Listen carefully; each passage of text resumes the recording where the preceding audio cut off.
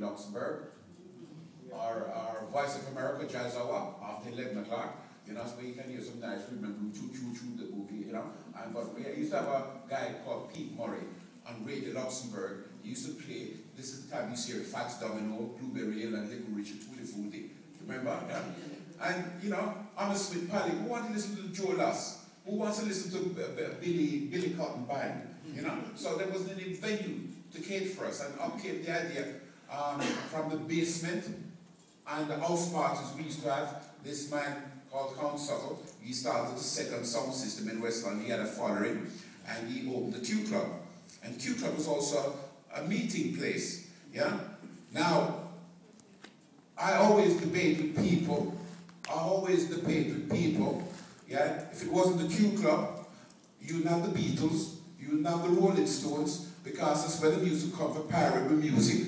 Yeah? Whether you like it or not. And this is, you know, it was these venues. Yeah, these venues that gave them inspiration to be where they are. I challenge anybody. Also Elton John. And nowadays you see Elton John up here, and you don't see artists of color appearing by the same deal. Yeah, I talk very strongly about this, Mykaell. Sorry, I get emotional. It's supposed to be react to my tapping you on the knee. Sorry. I just want to excuse me, Mykaell, sometimes, you know, our discussion, let's keep it cultural, yeah, because it's going into politics now, that's another debate, yeah? So if you want to hear another debate, tell me if you have my back, and we can all these sessions about stuff, yeah. I'm just going to move over to Syd. Sorry, Syd. Because one of the things you'll notice about this image is that we have mixed community on stage.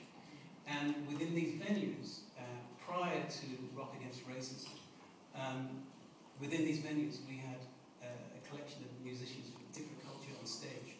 And these venues pioneered that, because back in the day you'd have a black concert or you'd have a white concert. And people forget that this was the reality in the UK right up to the 70s. So this is quite an important photograph for that. Yeah, I completely agree. It's actually an extraordinary photograph, which I've never seen before until this evening. Because my involvement, or the photographs which have been acquired by the Staying Power Project, relate to the period from 1976 to 1981, when I was very much involved in the movement of Rock Against Racism, which was an organisation which, with black and white musicians, artists, photographers, graphic designers, fashion designers, writers, all came together in order to form this organisation, which we really, at the time, didn't know where it was going, but it was, it started with a concert, which, the first major concert which we did with a band called Matumbi, and one of my photographs, which you'll see later, is a bagger from Matumbi at the Royal College of Art.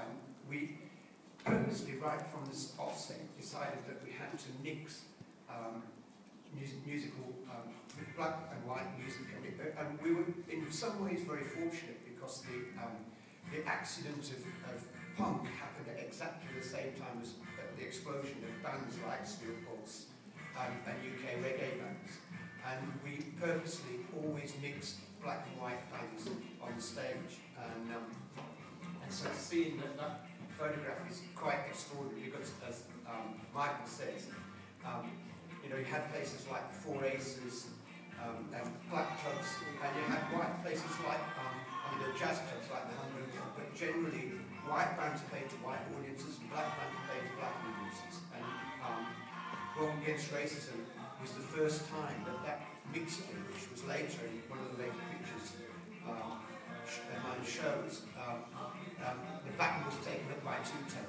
and